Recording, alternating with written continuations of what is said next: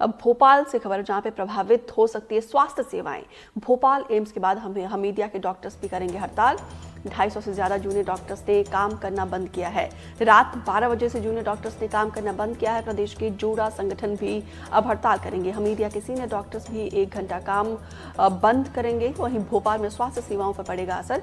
Bhopal AIIMS में भी junior doctors कर रहे हैं हड़ताल। सेंट्रल डॉक्टर प्रोटेक्शन एक्ट की मांग कर रहे हैं। हड़ताल के दौरान इमरजेंसी सेवाएं चालू रहेंगी। रूटीन और ओपीडी में जूनियर डॉक्टर्स की हड़ताल रहेगी। तो देखिए कोलकाता की घटना ने कैसे पूरे देश को हिलाकर रख दिया, झकझोर कर रख दिया है। और देश के अलग अलग राज्यों में डॉक्टर्स लगातार लामबंद है, हड़ताल कर रहे हैं। वहीं राजधानी भोपाल की बात की जाए तो एम्स के डॉक्टर तो पहले से ही हड़ताल पर है। अब देखिए हमीदिया जो प्रदेश के सबसे बड़े अस्पतालों में से एक ये अस्पताल है, यहाँ पर भी जूनियर डॉक्टर्स अब हड़ताल पर चले गए हैं। गुरुवार रात 12 बजे से उन्होंने काम करना बंद किया है। 250 से ज़्यादा डॉक्टर्स ने काम करना बंद किया है। प्रोटेक्शन एक्ट की ये मांग कर रहे हैं क्योंकि उनकी सिक्योरिटी के लिए, सुरक्षा को लेकर हम सब ने देखा है कि कोलकाता में कैसे एक डॉक्टर 31 वर्षीय डॉक्टर की विभत्स घटना का वो शिकार हुई है, जिसने पूरे देश को, पूरे सिस्टम को एक बार फिर से हिलाकर रख दिया है। क्योंकि बात सिक्योरिटी और आपके सुरक्षा को लेकर होती है, तो अगर वो ही नहीं मिलता है तो जाहिर सी बात है यहाँ पे सवाल उठना लाजमी है। और यहाँ पे हम सब ने देखा है कि कोलकाता में पुलिस की कैसी लीपापोती इस पूरे मामले में सामने आई है। क्योंकि कोलकाता पुलिस ने पहले उस पूरे मामले को सुसाइड एंगल देने की कोशिश की है। हालांकि ऑटोप्सी और पोस्टमार्टम रिपोर्ट में जो सामने आई है तस्वीरें, उसने पूरे देश को हिलाकर रख दिया है। हालांकि ऑटोप्सी रिपोर्ट में ये भी कहा जा रहा है कि वो एक शख्स ने उस वारदात को अंजाम नहीं दिया गया था, बल्कि कहीं ना कहीं गैंग रेप का एंगल भी निकल कर सामने आ रहा है। क्योंकि लगातार 24 से 36 घंटे डॉक्टर सेवा देने के बाद एक वो सेमिनार हॉल में रेस्ट करने के लिए गई थी और उस दौरान ही 3 से 6 बजे के बीच, रात के 3 से 6 बजे के बीच उस घटना को अंजाम दिया गया है। क्योंकि देखिए इतनी क्रूरता, इतनी बर्बरता उस महिला डॉक्टर के साथ हुई है। उसकी आंखों से ब्लड निकल रहा था, प्राइवेट पार्ट से खून रिस रहा था, शरीर में कई चोटें थी, हाथ और पैरों में भी कई जगह पर गंभीर चोट के निशान थे। तो इस पूरे मामले के बाद से लगातार जूनियर डॉक्टर्स लामबंद है, अपनी सुरक्षा को लेकर, सिक्योरिटी को लेकर मांग कर रहे हैं। हम सब ने देखा है कि हमीदिया हॉस्पिटल की बात की जाए, फिर दूसरे हॉस्पिटल की बात की जाए, तो डॉक्टर्स जो है लगातार 36 घंटे काम करते हैं। तो देखिए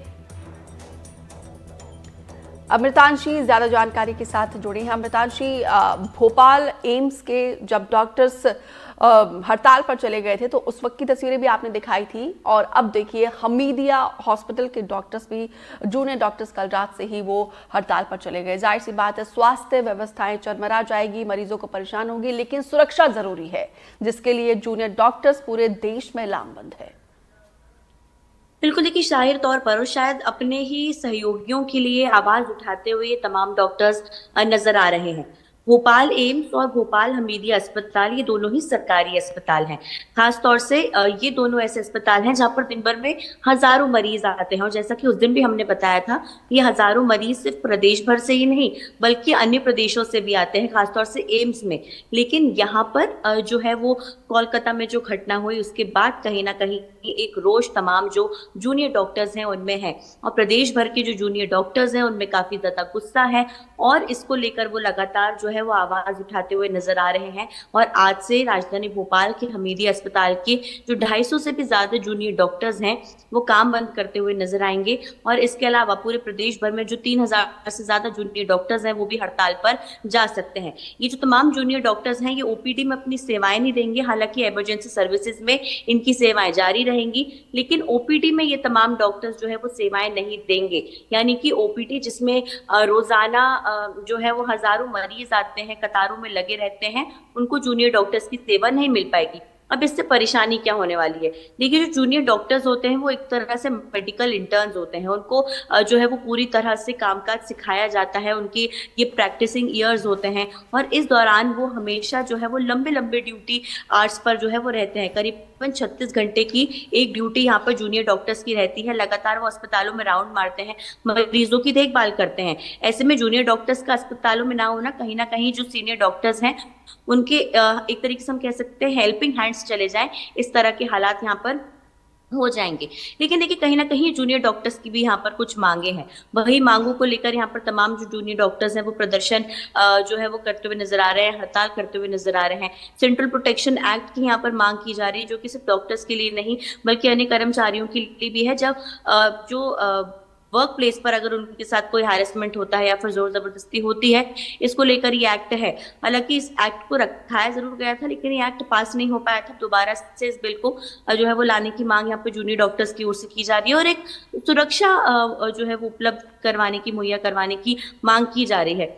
देखिए मुझे ऐसा लगता है कि कोलकाता में जो घटना हुई है वो जूनियर डॉक्टर्स की सुरक्षा पर तो सवाल उठा ही रही है, लेकिन वो महिला सुरक्षा पर भी सवाल उठा रही है। क्योंकि अक्सर हम ये देखते हैं जो डॉक्टर्स होते हैं वो मरीजों के लिए भगवान की तरह होते हैं, उनकी जान बचाने का काम करते हैं।